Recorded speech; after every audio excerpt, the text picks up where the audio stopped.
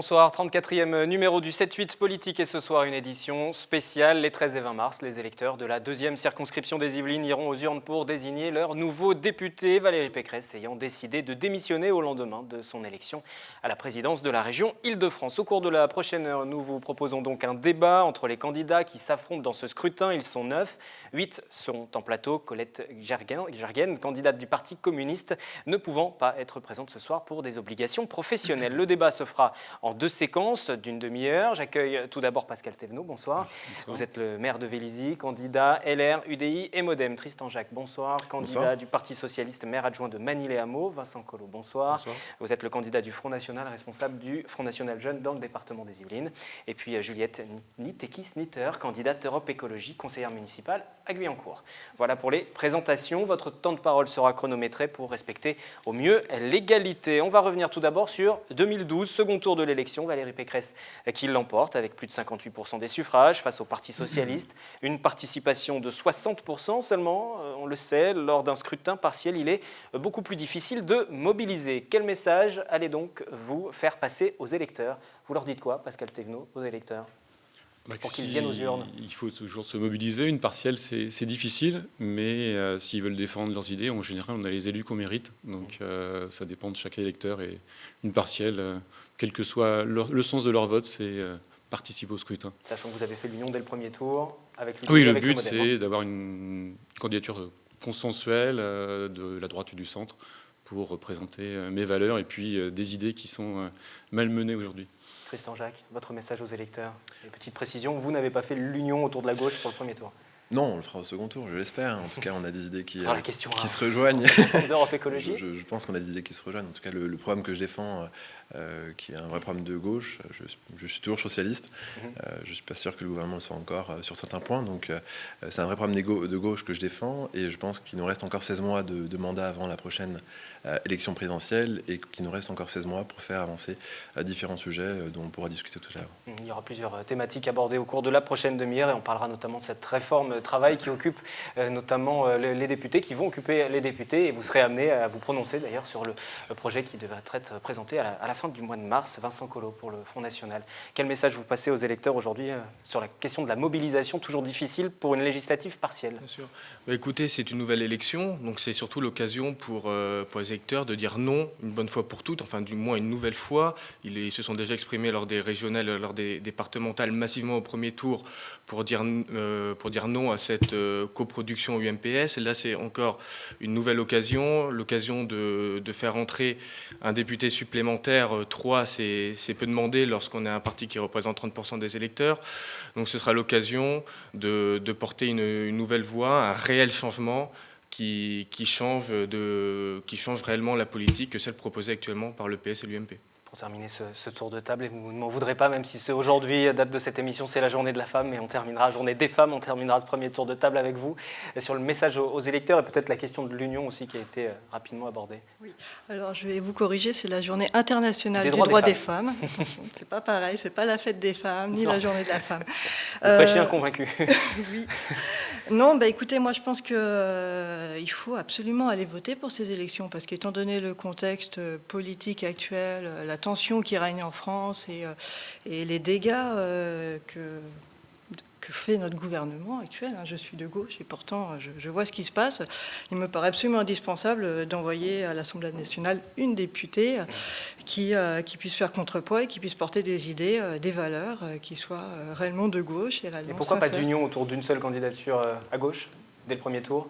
Pourquoi pas d'union autour d'une seule candidature? Bien parce que malheureusement mon voisin ici présent représente le gouvernement actuel, le Parti socialiste au pouvoir. Il nous a dit que ce n'était pas tout à fait le cas tout à l'heure. Mais bon, il part sous les couleurs du PS. S'il partait sous les couleurs... et oui, et donc pas possible d'union au premier tour, peut-être au deuxième tour, on verra.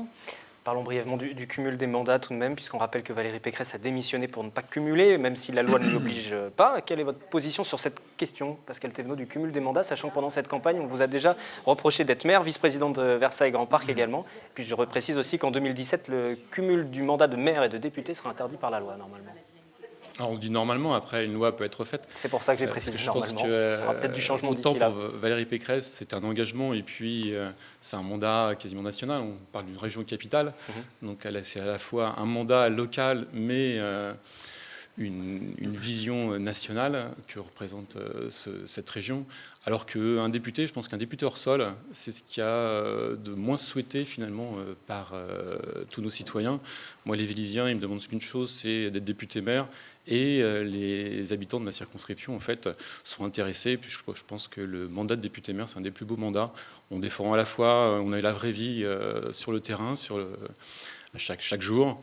Et la vraie vie, vous ne l'avez pas obligatoirement au Palais Bourbon si vous êtes complètement hors sol. Et je pense que les meilleurs députés qu'on a eus, on a eu dans la circonscription Robert Wagner, Franck Borotra, Valérie Pécresse, ils avaient tous un mandat national et puis une attache de terrain. Et j'ai la chance en plus de bien connaître cette circonscription. Tristan Jacques, vous n'êtes pas tout à fait d'accord. Vous Non. dites en cas de victoire, en en cas de victoire, même vous démissionnerez de votre Bien mandat sûr, de maire adjoint. c'est la première chose que je ferais. Enfin, pour moi, le cumul des mandats, mais on a déjà eu l'occasion d'en parler avec Pascal.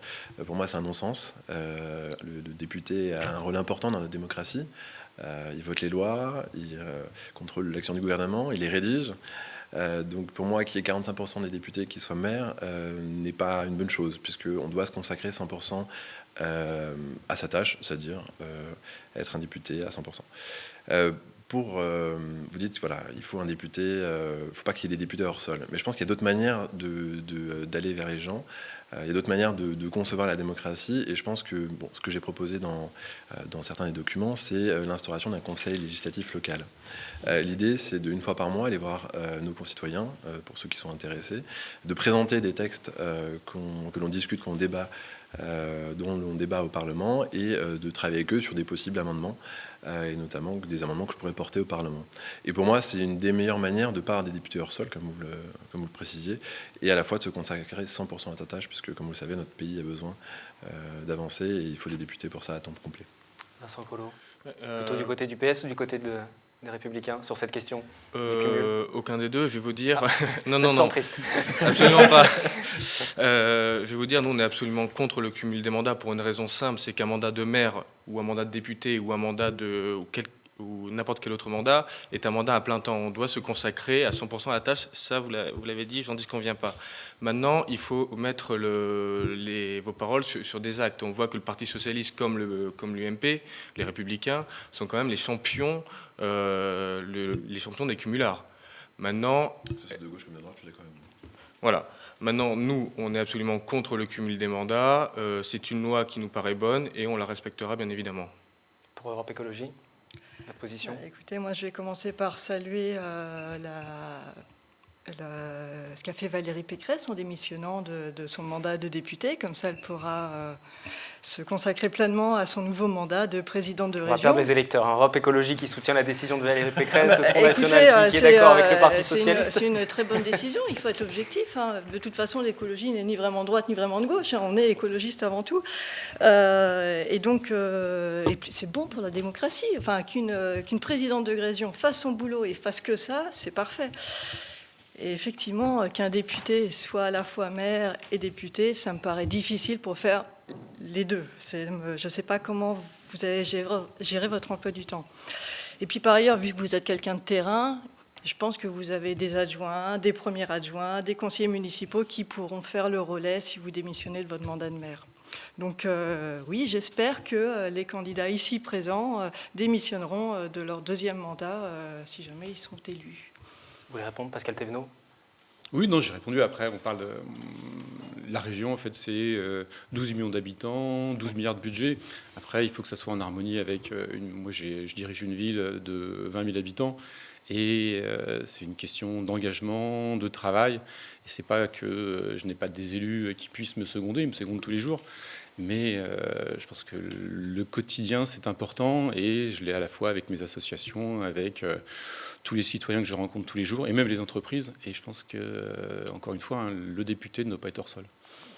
Parlons emploi à présent, la réforme qui est portée par la ministre du Travail, ce fameux projet El Khomri, assouplissement des 35 heures, l'entreprise aussi qui pourrait décider de moduler le temps de travail et les salaires des employés pour rester compétitifs. Quels sont vos différents avis, sachant que le projet a été repoussé au 24 mars? Est-ce que déjà vous l'auriez voté en l'état? Je vais vous passer la parole tout d'abord, Vincent Collot, on fera un point sur les temps de parole.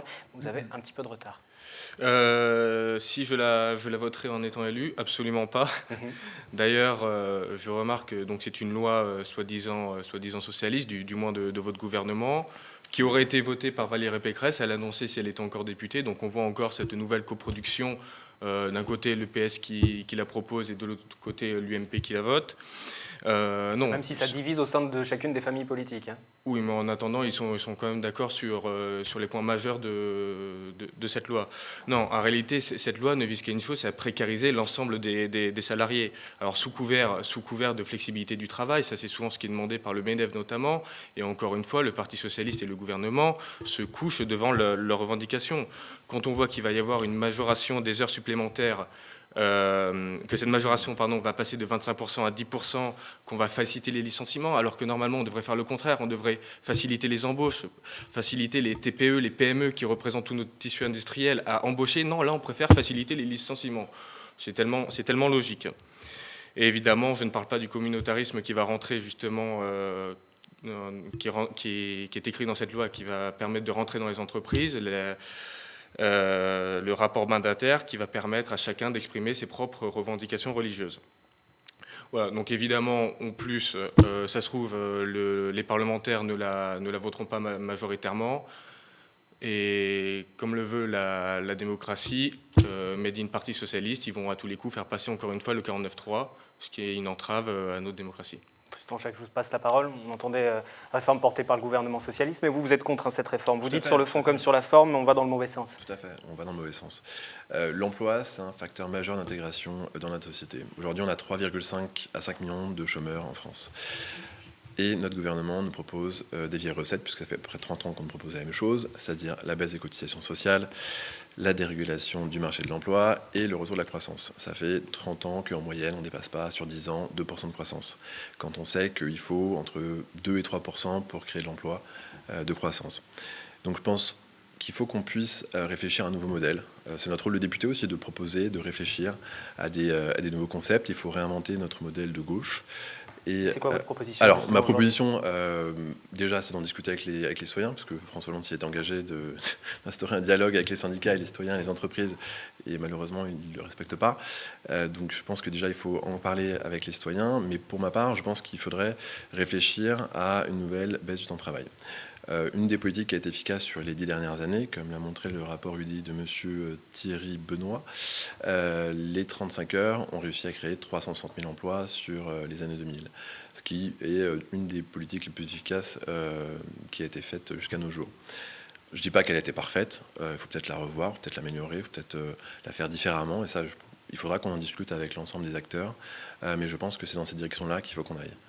Pascal Thévenot, vous êtes plutôt favorable, comme Valérie Pécresse, à cette réforme, vous qui venez du monde économique et du monde de l'entreprise? Là, moi, je viens du monde de l'entreprise et votre première question, si elle est présentée le 23 mars, et si je suis député, je la voterai si elle reste dans l'État. En fait, je pense que c'est comme... Elle a été présentée à l'origine, enfin, ce qui en était sorti. Après, c'est tout un problème peut-être du politique qui ne vient pas de l'entreprise. La conduite du changement, ça s'apprend. Et je pense que c'est plus une erreur politique de ce gouvernement qui aurait dû présenter ses orientations dès le début et les amener avec une conduite du changement et pas simplement dire voilà, c'est ça ou rien. Et c'est ce qui bloque en général toutes les évolutions dans notre société.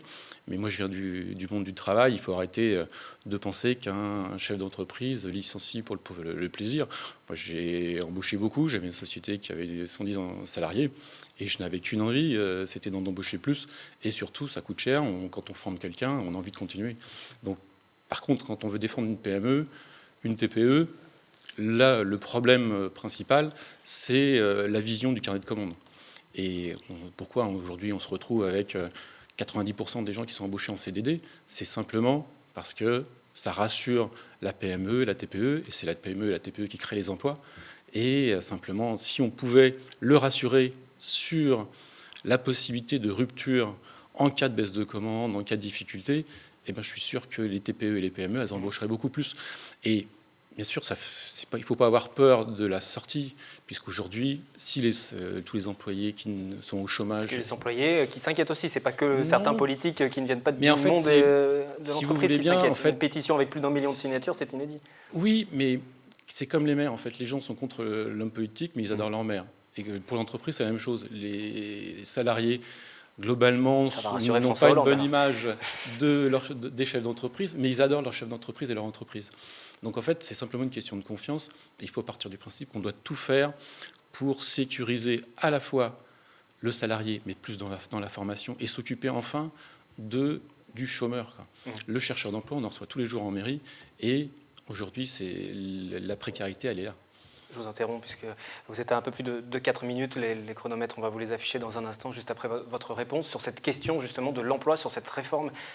Vous la voteriez, cette réforme ? Non, je ne la voterai pas, cette réforme. Pour moi, cette réforme, c'est la loi du licenciement. Et faciliter le licenciement, ça veut dire faciliter la façon de licencier les gens. Ça ne veut pas dire améliorer les embauches. Donc non, je ne la voterai pas. Et moi-même, qui vient aussi du monde dans l'entreprise, mais en tant qu'employé, je travaille comme intermittent du spectacle. Je subis de plein fouet la flexibilité, les gens qui vous appellent la veille pour travailler le lendemain et qui vous relicencient le lendemain parce que finalement il n'y a plus de travail. Je sais ce que c'est que d'avoir des difficultés dans la famille, de devoir travailler les week-ends, de ne pas savoir ce qu'on va faire le lendemain. Donc j'espère que tous les Français ne vivront pas ça. Et cette loi va donner ça, va généraliser ce mode de fonctionnement qui est absolument absurde et destructeur pour la vie des gens. Donc non, je ne voterai pas cette loi. Et d'ailleurs, ce qu'il faudrait faire, c'est pas rallonger la durée du temps de travail ou flexibiliser l'emploi. Ce qu'il faudrait faire, c'est créer des opportunités d'emploi. Par exemple, en amorçant la transition énergétique, en créant des emplois dans les énergies renouvelables, en créant des emplois locaux, en installant des agriculteurs biologiques, en isolant les logements, en donnant du travail à nos PME de cette manière. Voilà, c'est ça qu'il faudrait. C'est pas casser le monde du travail et casser le monde du travail, tout simplement. On va faire juste une pause pour regarder ces temps de parole, les chronomètres qui vont s'afficher. Juste après, nous parlerons de l'agriculture. C'est l'une des spécificités de la deuxième circonscription des Yvelines. Elle est assez diverse, différente dans ses aspects. Il y a aussi bien Vélizy qui est plutôt porté sur l'urbain que le rural, avec des communes comme Saint-Rémy-les-Chevreuses, Magny-les-Hameaux aussi, par exemple, ou Saint-Lambert-des-Bois. Vous voyez les différents temps de parole qu'on va me redonner parce que je n'ai pas mis mes lunettes dans l'oreillette, que je puisse bien les voir. Voilà, et on va tout d'abord parler de cette question donc, du monde agricole. Et je vais vous laisser la parole justement pour Europe Écologie Les Verts, puisque vous avez l'idée de développer tout cet aspect écologique, l'aspect environnemental, l'aspect agriculture. C'est le message aussi que vous faites passer pendant cette campagne ? Effectivement, je fais une campagne qui est très axée sur la santé, l'environnement et l'agriculture. Moi, je pense qu'il faut arrêter de mentir aux agriculteurs. L'agriculture intensive, l'élevage intensif, la course à l'endettement, c'est pas les solutions, ça ne marche pas, on le voit. Et essayer il faut vraiment commencer à proposer aux agriculteurs à s'orienter vers autre chose, à amorcer une transition agricole, si je puis dire, et une transition technologique, parce que l'agriculture de pointe, c'est une agriculture qui est une agriculture technologique. Et du coup, pour ça, il faut développer le bio, le local, la permaculture, les circuits courts, pour que les agriculteurs ne soient plus dépendants du cours mondial du blé ou de la viande, mais pour qu'ils puissent s'adresser directement aux voisins, aux villes d'à côté, et du coup, qu'ils puissent gérer eux-mêmes leurs prix et se verser un salaire décent. Et d'ailleurs, dans ce cadre-là, je pense que nous avons tout près de chez nous, sur notre circonscription, le plateau de Saclay qui est menacé d'urbanisation. Et moi, je propose que ce plateau de Saclay reste à vocation uniquement agricole, qu'on y installe des agriculteurs bio qui puissent nourrir nos enfants de nos écoles en bio, en local, sainement, sans pesticides, sans créer des futurs malades de cancer, et qu'on crée à la même occasion des emplois locaux. Vous parlez du plateau de Saclay, la fusion entre le département des Yvelines et celui des Hauts-de-Seine, ça vous inquiète aussi parce que vous dites que ça ferait une réserve foncière pour les Hauts-de-Seine ? Effectivement, parce que les Hauts-de-Seine est un département très riche qui n'a plus de place pour construire. Par contre, les Yvelines, on a encore beaucoup d'espaces vides, de beaux espaces naturels, et on a un petit peu moins de sous. Donc l'idée de cette fusion 78-92, ce serait en fait de prendre l'argent du 92 et de construire sur notre plateau de Saclay dans 78, par exemple. Donc effectivement, la fusion 78-92, c'est un petit arrangement un petit peu malsain, et j'espère qu'il n'aura pas lieu. Vincent Collot, on parlait notamment de l'agriculture. Le salon de l'agriculture a fermé ses portes il n'y a pas très longtemps et Marine Le Pen a été plutôt bien accueillie par les agriculteurs d'ailleurs. Oui, très bien. Pas comme François Hollande par exemple, mais ça pour une raison simple. C'est qu'il y a d'un côté un parti qui a complètement assassiné, si je puis dire, les agriculteurs. Quand je dis un parti, je parle des deux mêmes. Nous, à côté de ça, on propose une toute nouvelle politique de rupture, c'est-à-dire nous, on souhaite nationaliser notre politique agricole. C'est-à-dire on arrête avec la PAC, parce qu'on donne 20 milliards d'euros à l'Union européenne qui nous en rend 13, c'est-à-dire il y a quand même un delta, on perd 7 milliards d'euros.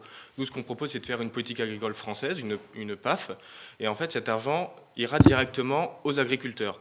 Et deuxièmement, nous, ce qu'on veut, c'est les protéger également, les protéger de la concurrence internationale déloyale, notamment.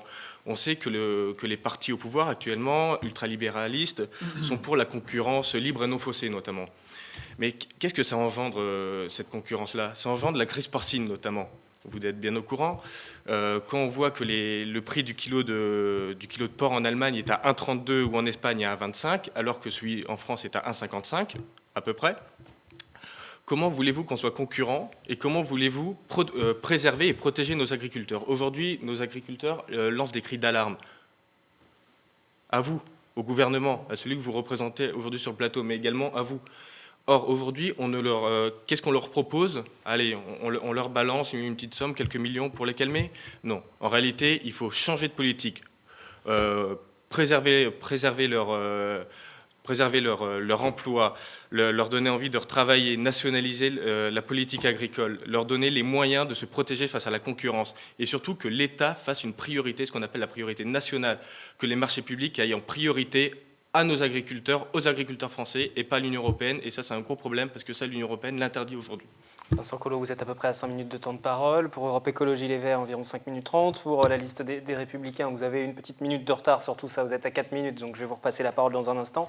Mais Tristan Jacques, vous êtes le plus en retard. Vous êtes à peine à 3 minutes. Donc votre réaction sur l'aspect agricole. Et puis aussi, pour revenir sur notre bassin véritablement, cette opération d'intérêt national, Paris-Saclay. Et vous aussi, vous dites qu'il faut préserver un petit peu tout ça et regarder comment ça se développe. Bien sûr, il faut préserver tout ça. Il faut préserver l'ensemble de nos terres agricoles. Il faut préserver le rapport entre habitat, logement et emploi fait avec les entreprises et nos terres agricoles et nos espaces verts. Il faut réussir avec les CDT qui ont été signés sur le territoire à protéger tous ces éléments-là. Après, au niveau de l'agriculture, il faut promouvoir, à mon sens, une agriculture qui permette à la fois aux agriculteurs de vivre et aux habitants de se nourrir. Ça peut être simple comme ça, mais il faut arrêter de spéculer, à mon sens, sur les matières premières. Et pareil, essayer de réfléchir à un nouveau modèle. Sur ma commune, on a installé Jardin de Cocagne, qui produit des paniers biologiques sur Manille-les-Hameaux il y a quelques années. Il y a 2 ans, on a installé un maraîcher biologique qui s'appelle Robert Pires. Et qui produit pareil toutes les semaines une 50aine de paniers et qui donc alimente les familles manicoises et castelfortaines. Et je pense que c'est l'addition de plusieurs modèles comme celui-ci qui va permettre de résoudre cette crise profonde et pas par l'intensification des productions agricoles comme ce qu'on a actuellement. Pascal Thévenot, votre regard à vous sur cette question-là? La question agricole, en plus, elle est importante sur la circonscription, comme vous le disiez, puisqu'on a à la fois le plateau de Saclay, mais il ne faut pas oublier le parc naturel de la Vallée de Chevreuse, qui est une zone de fortes terres agricoles. Et je pense qu'à travers tout ce qui s'est dit, il est clair qu'il faut pousser une agriculture que je dirais raisonnée, mais si il y a des disproportions de concurrence avec les pays qui nous entourent, à la fois on revient à la politique de l'emploi avec des normes qui sont bien plus importantes parce qu'on veut toujours être le premier de la classe, qui leur sont imposées par rapport à ce qu'impose l'Europe. En fait, on dit toujours l'Europe, mais c'est pas l'Europe, c'est la France. avec des charges qui sont beaucoup plus importantes. Et un agriculteur, il ne demande pas à avoir des subventions, il demande simplement à vivre de sa production et dignement. Et je pense que c'est à la fois des réformes qu'on n'a pas faites, la réforme de l'emploi qu'on n'a pas faite, et puis les circuits courts. Moi, dans ma commune, dans toutes les cantines, en fait, j'ai des approvisionnements qui viennent soit de la ferme de Viltin, soit d'autres agricultures produites sur le plateau de Saclay ou le parc naturel régional de la Vallée de Chevreuse. Et là, par contre, on a toute notre part de responsabilité en tant qu'élu local pour pouvoir améliorer tous les circuits courts. Et on retrouve des industriels qui peuvent aussi avoir leur intérêt à aider et à valoriser cette agriculture. Donc pareil, il ne faut pas opposer les uns aux autres, mais je suis d'accord qu'on doit permettre à un agriculteur de vivre de sa production. Tristan Claque, vous avez une petite minute de retard. Tout le monde est un peu plus de 5 minutes à peu près de temps de parole, sauf Vincent Collot aussi, une petite trentaine de secondes, puisqu'on va bientôt passer aux conclusions, donc on va réafficher les chronomètres. Et si vous voulez réagir sur cette thématique-là. Non, peut-être une thématique qu'on n'a peut-être pas le temps d'aborder, c'est les N18 du Grand Paris. Ça fait près de 4 ans qu'on se bat auprès de la Cité du Grand Paris pour qu'on puisse enfin enfouir cette ligne, puisqu'elle traverse le plateau de Saclay sur 17 km de long, donc entre la ligne fait Orly-Versailles. Donc voilà, j'invite tous les habitants à se mobiliser sur l'enquête publique qui va débuter le 21 mars pour qu'on puisse enfouir cette ligne. Ça concerne l'ensemble des partis politiques, tous les habitants, quel que soit le résultat de cette élection. Vincent Collot, juste avant de passer aux conclusions, si vous souhaitez réagir sur la thématique agricole, ou rebondir sur la question de la ligne 18. Oui, bien sûr. Alors, premièrement, sur la thématique agricole, je suis également entièrement favorable au circuit court. Nous, c'est ce qu'on a toujours proposé, à la fois pour des raisons de proximité, mais également écologiques. On voit souvent les euros, ce que je peux appeler les eurosoumis convaincus, qui aiment beaucoup, toujours dans le cadre de l'ultralibéralisme, aller chercher des produits qui viennent d'autres pays, évidemment avec les émissions carbone qui s'enchaînent derrière. Donc nous, on est toujours sur cette problématique locale. Il faut absolument que les collectivités territoriales s'approvisionnent, notamment donc les mairies, les écoles, et même plus auprès de nos agriculteurs locaux. Et ça, je souhaite que ce soit vraiment imposé sur cette circonscription, que chacune de nos collectivités puisse faire travailler nos agriculteurs, notamment dans la vallée de Chevreuse, sur le plateau de Saclay et tout. On va afficher une dernière fois les chronomètres. On va passer aux conclusions avant de poursuivre ce débat. Une seconde partie avec 4 autres candidats qui se présentent sur cette deuxième circonscription. Le premier tour se déroulera donc dimanche. On va commencer avec vous, Juliette Snitter, donc pour Europe Écologie Les Verts. En une trentaine de secondes, vous aurez à peu près 30 secondes chacun. Oui, alors moi je vois qu'ici tout le monde est très écologiste. Ça fait vraiment récupération, hein, si je puis me permettre, parce que dans les faits, on voit que le PS ne fait absolument rien pour l'écologie, que la droite, vous deux, hein, toutes les droites confondues, ne font rien non plus, que sur notre territoire, nous avons des permis d'exploration de gaz de schiste qui ont été délivrés par vos majorités respectives, et que les discours, c'est bien beau, mais qu'il faudrait peut-être passer à l'acte et faire pour de vrai du circuit court, faire pour de vrai du bio, du local, protéger pour de vrai nos terres agricoles, parce que vous votez tous le tracé du métro sur le plateau de Saclay. Je suis la seule ici à avoir voté contre à mon conseil municipal. Donc effectivement... Quelques mots pour conclure. Voilà. La santé avant tout, la santé de nos enfants, du local, du bio et de l'emploi créé par ces emplois locaux. Vincent Collot, une trentaine de secondes aussi. Oui, pour conclure, parce que nous, pour les circuits courts, encore une fois, on est absolument pour. On l'a toujours été. Malheureusement, lorsqu'on souhaite favoriser les marchés publics français, faire de la priorité nationale, on a tout de suite les partis européistes dont vous êtes les dignes représentants qui s'offusquent en disant c'est scandaleux, vous n'avez pas le droit de faire de la priorité nationale, j'en passe et des meilleurs. Donc, question écologie, je vous invite à venir chez nous, vous verrez un programme ultra détaillé et qui sera bien plus efficace. Maintenant, il vous reste 5 secondes. Pour conclure, j'invite juste tout le monde à décider à aller voter pour mettre un terme à cette politique qui est ravageuse pour notre environnement, pour nos agriculteurs, pour nos salariés, et voter pour un député, pour un parti qui fait le choix, un réel choix de l'alternance et d'une toute nouvelle politique. Tristan Jacques et Pascal Thévenot Pour ensuite. conclure, je pense qu'il faut changer la manière dont on fait de la politique. Il faut un député à temps plein. Il faut rapprocher les citoyens de l'Assemblée nationale et discuter. Je les engage à venir, si je suis élu, discuter avec moi de l'ensemble des textes qui sont présentés au Parlement tous les mois et de rédiger les amendements avec moi et que je pourrais porter par la suite. Je les engage aussi à retrouver toutes mes propositions sur mon site internet, tristanjacques.fr. J'aborde notamment l'écologie, l'emploi, l'habitat, l'éducation et les enjeux locaux. Merci pour votre soutien. Une petite demi-heure pour débattre, c'était assez Voilà. court pour faire tous les aspects. J'en conviens. Pascal Thévenot, votre conclusion en quelques mots. C'est clair. En fait, c'est avec passion que je m'engagerai dans ce mandat. Et pour moi, l'écologie, il y a bien longtemps qu'elle fait partie du paysage et qu'elle est intégrée dans tous les partis politiques, tous les programmes. Le Grenelle, ça a été fait. Il y a d'autres choses qui ont été faites.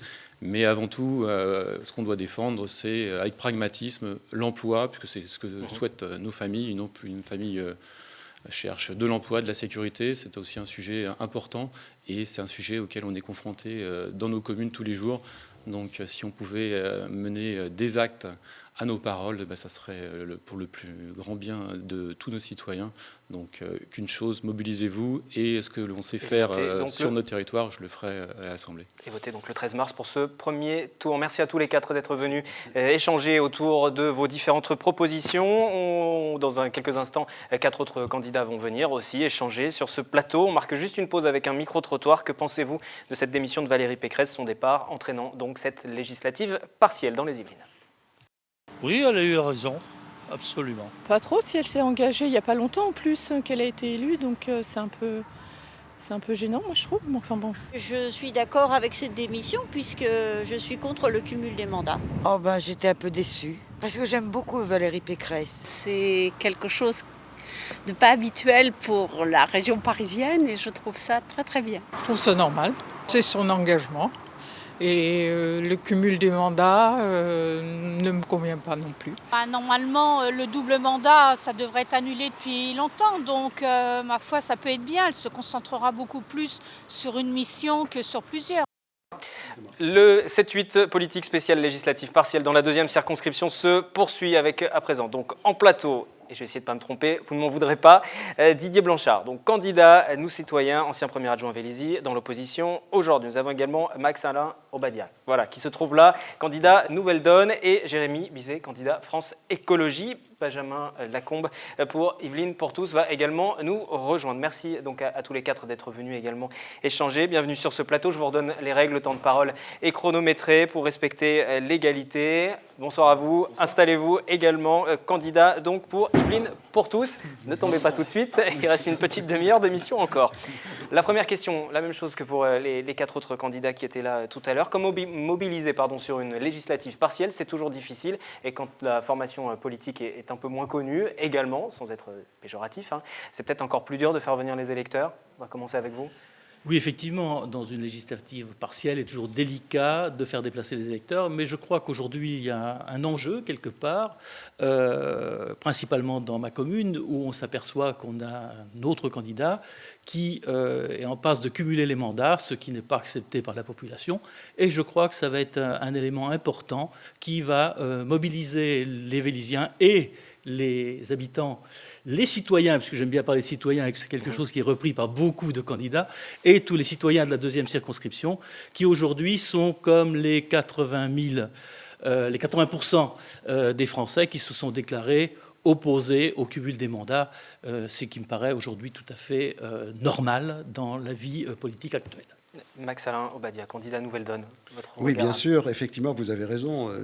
La question est un peu complexe de mobiliser les gens sur une élection législative partielle. Cela étant, il ne faut pas perdre de vue l'objectif qu'une législative est quand même un débat national, bien que ce soit également un débat local.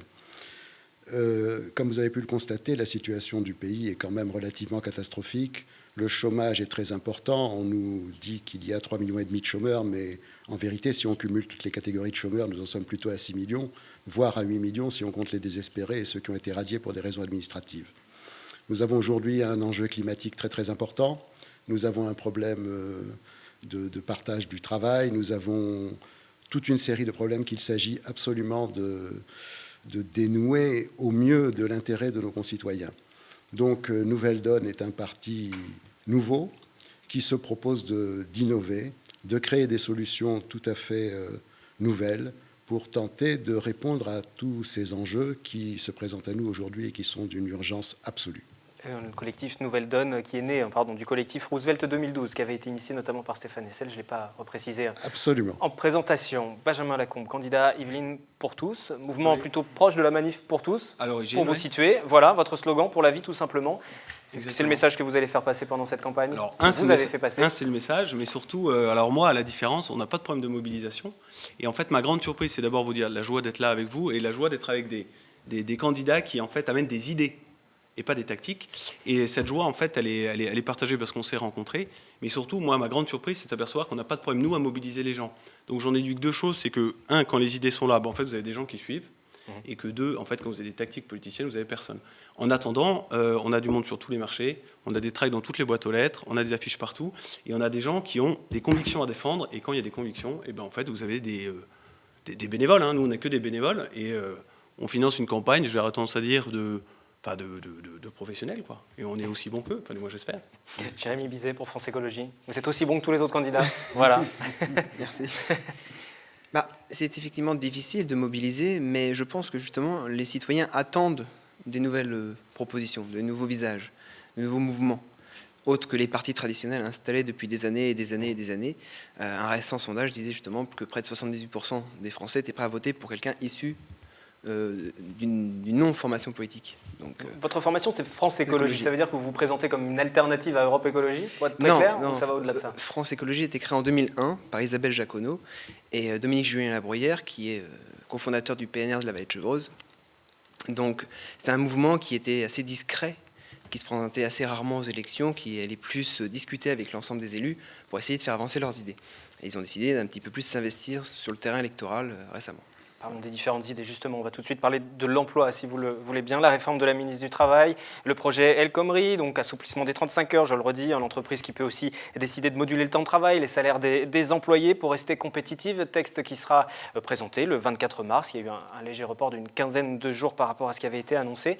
Est-ce que vous le voteriez, ce texte, si vous êtes élu? Alors, pour être très clair sur ce sujet, il est bien évident que le monde du travail a changé, que le Code du travail doit être revu. On s'aperçoit que dans certains pays, en 4-5 mois, on a réussi à modifier les choses, à faire baisser les taux de chômage. Je prendrai comme exemple l'Italie. Mais en France, on a toujours le même problème. À partir du moment où on a un parti qui fait une proposition, parti d'ailleurs qui n'a pas été élu pour traiter ce sujet, ce n'était pas dans ce qu'avait présenté le président Hollande. Donc je comprends que sa base soit un peu contre ce projet, qui, par ailleurs, contient des éléments qui sont positifs. Nous, citoyens, nous considérons qu'à droite comme à gauche, comme au centre, il y a des gens compétents partout et des idées qui peuvent être reprises et traitées ensemble pour faire avancer le pays. Ce qui aujourd'hui n'est pas possible avec les partis traditionnels, ce qui fait que nous ouvrons une troisième voie quand j'exclus les extrêmes, qui sont des partis refuges, qui ne sont souvent que des fétus de paille, qui ne dureront pas, en termes de votes, qui sont plutôt des votes de sanctions. Nous sommes là pour proposer des solutions pour faire évoluer, notamment le monde du travail. Il est bien évident qu'il faudra faire bouger les lignes. On a des propositions à faire dans ce domaine. Et si je suis élu député, nous travaillerons ensemble avec les citoyens pour amener une vue commune sur ce problème de l'emploi, mais pas imposer à la hussarde un texte qui n'est pas correctement ficelé aujourd'hui. Donc vous ne le voteriez pas, en tout cas contre, en ce qui vous concerne? Je ne voterai pas toutes les parties qui peuvent être dans ce texte, mais il y a quand même du bon dans ce texte. Pour Nouvelle Donne, est-ce qu'il y a du bon dans ce texte, et puis quelles seraient plutôt vos propositions? Si vous le permettez, je vais vous faire un petit parallèle. Vous savez, en 1974, Helmut Schmidt disait « Les profits d'aujourd'hui sont les investissements de demain et les emplois d'après-demain ». On a vu avec le recul que finalement la seule chose dont on pouvait être sûr, c'était que les profits d'aujourd'hui étaient les profits d'aujourd'hui, rien de plus. Aujourd'hui, on nous dit, pour créer de l'emploi, il faut pouvoir assouplir les conditions de licenciement et il faut allonger peut-être le temps de travail jusqu'à environ 60 heures. La seule chose dont on sera sûr, à l'identique de la citation que je faisais tout à l'heure, c'est que faciliter les licenciements ne fera qu'une chose, c'est faciliter les licenciements. Comment peut-on croire aujourd'hui qu'en allongeant le temps de travail, on va créer des emplois? Nous, à Nouvelle Donne, nous proposons l'inverse. Nous proposons de venir à la semaine de 4 jours. Nous proposons les 32 heures par semaine. Vous savez, Eurostat, qui est un organisme indépendant qui dépend de la Communauté européenne, a noté que les 35 heures, lorsqu'elles ont été posées, ont créé ou maintenu environ entre 350 000 à 600 700 000 emplois. Aujourd'hui, la réduction de travail, c'est la seule solution pour en sortir et créer de l'emploi. Je terminerai, si vous permettez. Avec un salaire constant, juste pour rassurer éventuellement les différents salariés. Vous savez, alors attendez, je vais vous répondre. Aujourd'hui, il y a 400 entreprises qui sont passées aux 32 heures, dont certaines très célèbres, comme Maminova, comme Fleury Michon, comme la Massif. Et les présidents de ces entreprises n'arrêtent pas de se féliciter d'avoir fait cette mesure, car la productivité a augmenté. Je suis moi-même expert comptable et commissaire aux comptes des métiers, et j'ai affaire à des entreprises toute la journée. Alors effectivement, nous pouvons imaginer un système socialement discuté de réduction du temps de travail massive pour créer des emplois de manière étudiée, élaborée, éventuellement avec des réductions de salaire. Au Canada, je vais vous faire une petite confidence, au Canada, quand une entreprise perd 20% de son chiffre d'affaires, que se passe-t-il? À l'inverse d'ici, où on licencierait 20% de salariés, on réduit le temps de travail de tout le monde de 20%. Ça rejoint un petit peu le projet de loi travail, ceci dit. On réduit la paye des salariés, et c'est l'État qui compense en tout ou partie la perte de pouvoir d'achat qui découle de cette baisse. Il vaut mieux financer des gens en poste que de payer des chômeurs. Ça évite la désespérance sociale, ça maintient le savoir-faire et ça dynamise une entreprise. Yveline Pourtous, vous combattez l'ultralibéralisme. Alors ce projet de loi s'inscrit-il dans une logique ultralibérale? Alors moi je suis très à l'aise avec ça parce qu'en fait j'ai mon entreprise. Et donc en fait c'est la différence d'ailleurs je pense entre la réflexion qu'on a eue et la réalité des hommes politiques. C'est en fait moi j'ai ma PME qui marche bien, on est 100 salariés. Et en fait cette loi elle va dans le bon sens. C'est-à-dire qu'il n'y a pas que la partie, comment dirais-je, code du travail. Déjà le code du travail vous savez est incompréhensible. Donc nous l'entreprise elle a 5 ans. Donc je vous invite, si demain vous voulez créer votre entreprise, à essayer de comprendre le droit du travail en 5 ans. Donc c'est incompréhensible et en fait ça demande à chaque fois un expert. Donc déjà effectivement cette loi va dans le bon sens parce qu'elle permet d'assouplir un peu des règles et une règle clé en entreprise, ce qu'on appelle la règle de subsidiarité. C'est-à-dire que les bonnes décisions sont prises par les gens dans l'entreprise et avec les patrons d'entreprise. Et ça c'est une règle de base. Et après moi le message il est simple, c'est laisser les entreprises travailler. Voilà, diminuer les charges, laisser les libres. Moins et là, 18% de cotisation sociale patronale, moins 38% de cotisation sociale salariale, c'est ça? Et c'est le problème de l'agriculture. Alléger les charges, mettez-les peut-être sur la TVA, c'est un autre débat, mais surtout, moi je vous dis, laissez les entreprises tranquilles. Et cette loi va dans le bon sens, et elle me paraît un truc fondamental, et j'ai entendu les syndicats, là, ça m'énervait sacrément, c'est sur la partie prud'homale. On ne se rend pas compte du mal que peut faire en fait des indemnités données à un salarié sur une PME qui fait 1 million, et quand on a une condamnation prud'homale, pour des erreurs effectivement juridiques, mais sur lesquelles parfois on est désemparé, le salarié peut être... Ça protège aussi le salarié. Enfin, je oui, veux pas me faire mais la si voix ça coule des l'entreprise, syndicats, mais... si vous coulez l'entreprise, d'où l'idée du plafonnement qui me paraît mais évidemment pleinement pertinent. C'est-à-dire que la loi est protectrice, elle doit le rester. Ok, mais de façon raisonnable. Quand vous coulez la boîte parce que vous avez un gars qui a dit oui, moi j'ai un préjudice, ok, mais est-ce qu'on a pensé au préjudice là, de on parle de l'entreprise? salariés qui sont là depuis plus d'une vingtaine d'années dans l'entreprise. Et eux, aussi, on va ben oui, mais ceux-là, s'ils coulent, les 12 autres ou les 13 autres qui restent, vous dites quoi? Vous fermez l'entreprise parce qu'il y en a un qui a eu effectivement un énorme préjudice et qui doit couler l'ensemble? Non, on met ce que propose la loi, qui est très très bien, des indications raisonnables. Il faut être raisonnable. L'entreprise, c'est pas une vache à lait. L'entreprise, c'est pas l'argent tombe pas du ciel. C'est l'ensemble des travailleurs de l'entreprise qui amènent l'argent. Donc il y en a un qui dit moi je veux tout parce que j'ai un préjudice, ben, il la coule. Et moi je dis non. On met des seuils et c'est très très bon. Ce qu'a fait, je vais être en valse, moi en tant que patron, mais j'applaudis à demain.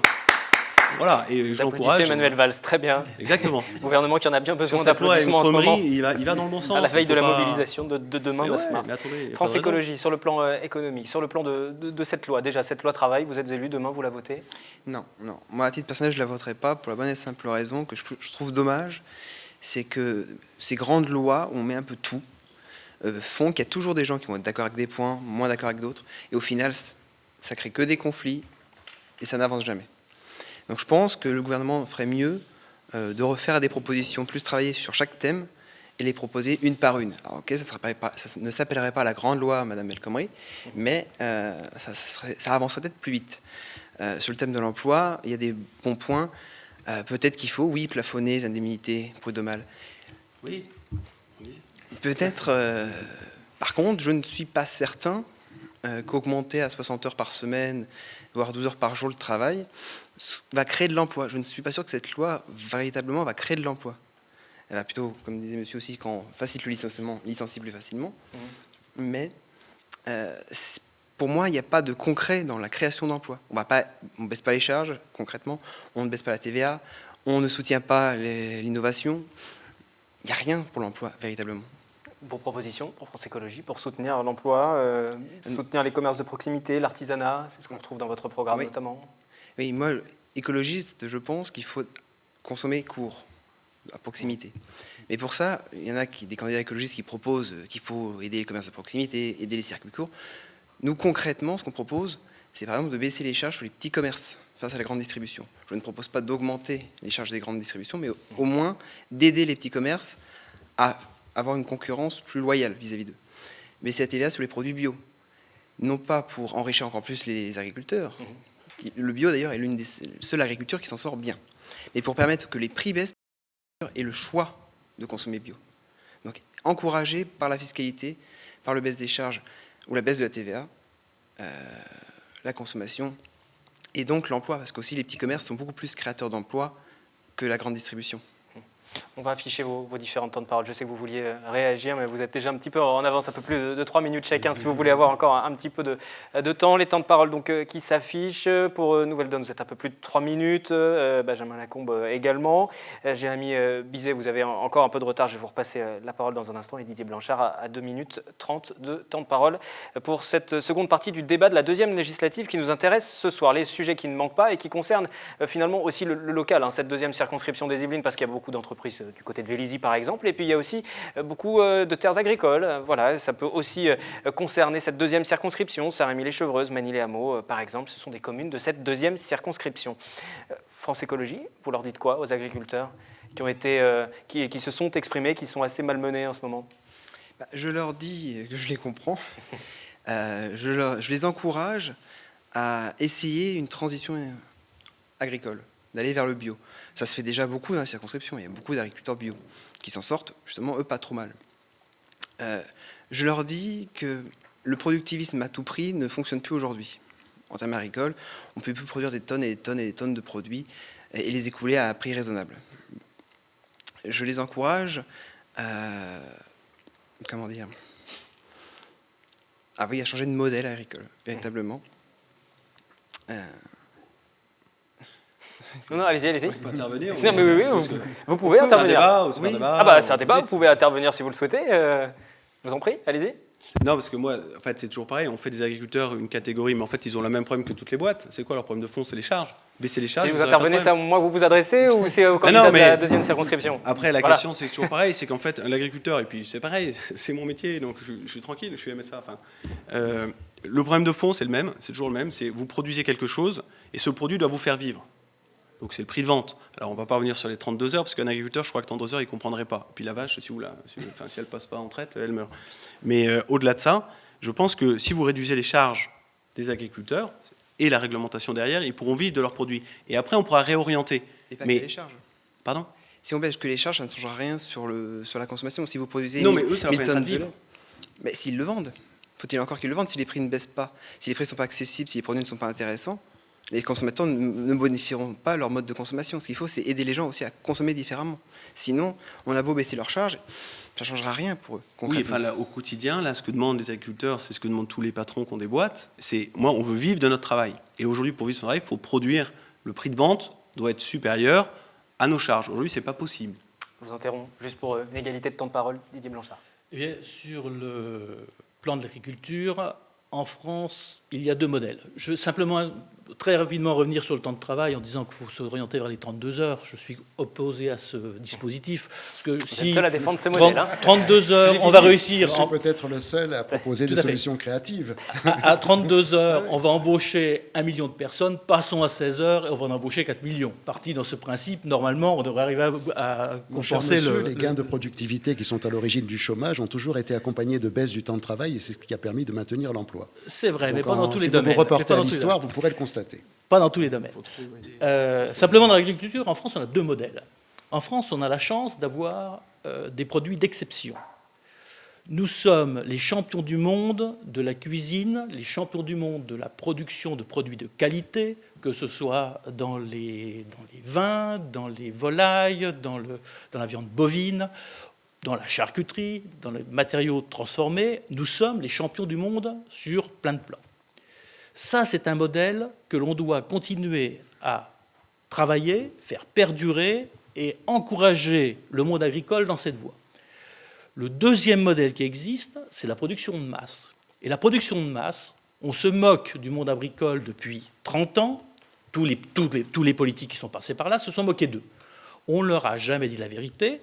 C'est-à-dire que si on veut faire de la production de masse et être compétitif, il faut avoir des fermes, 2000 vaches et pas 250 vaches pour être compétitif, produire du lait au prix attendu et sans avoir réellement besoin de compensation financière de l'État ou de l'Europe. Ce que refuse le monde agricole, puisqu'ils veulent, comme vous le disiez tout à l'heure, ils veulent gagner leur vie de leur travail.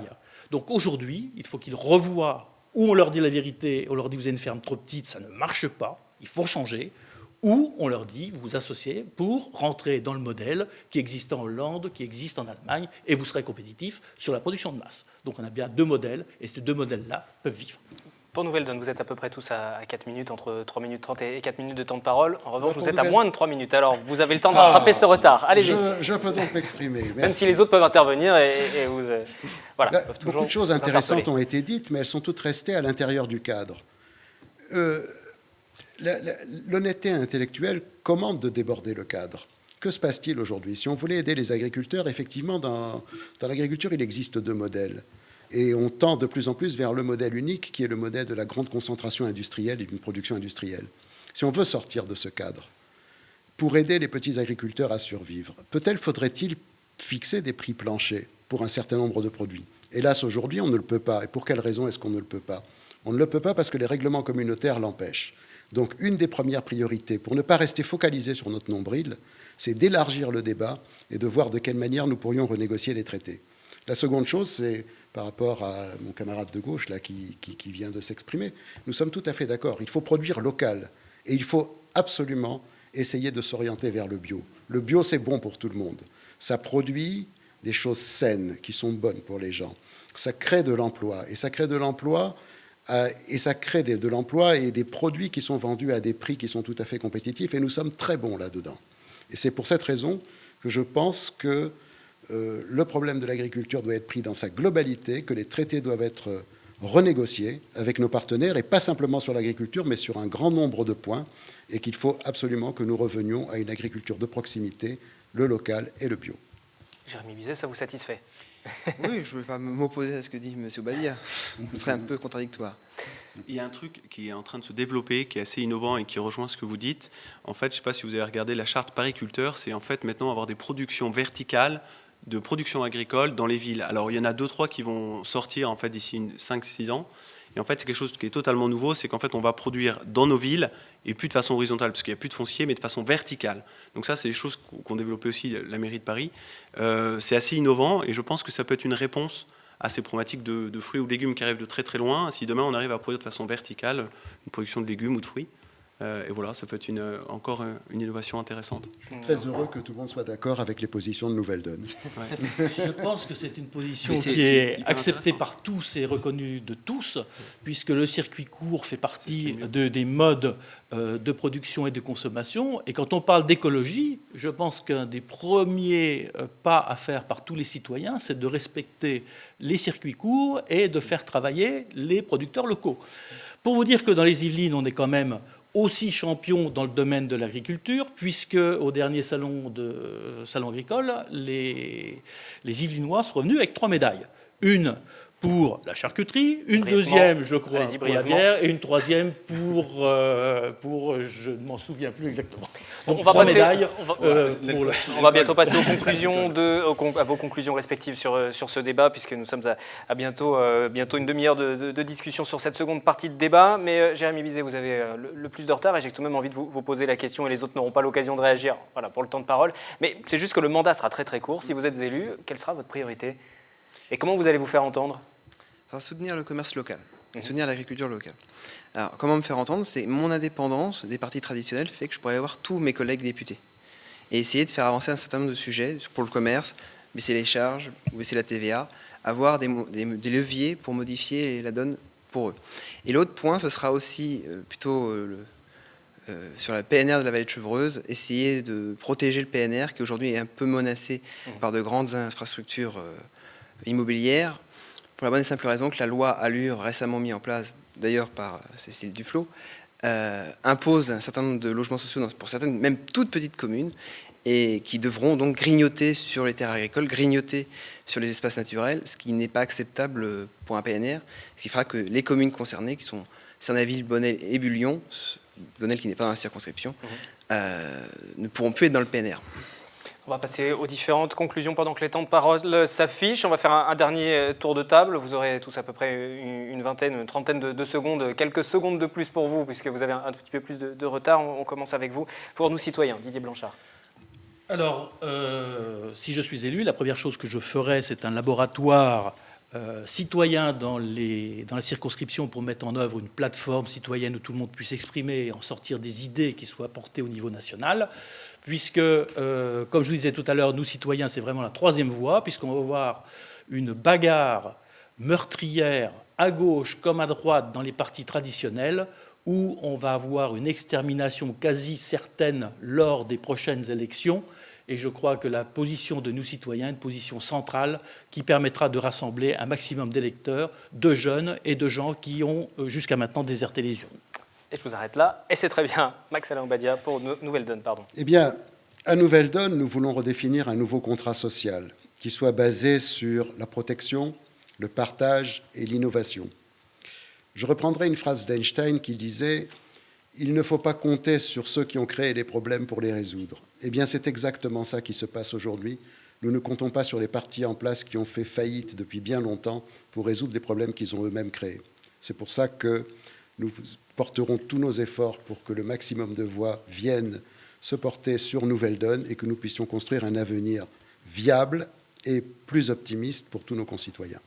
Yveline Porthous, votre conclusion? Pardon. Oui, c'est alors, à vous. Moi, j'écoutais.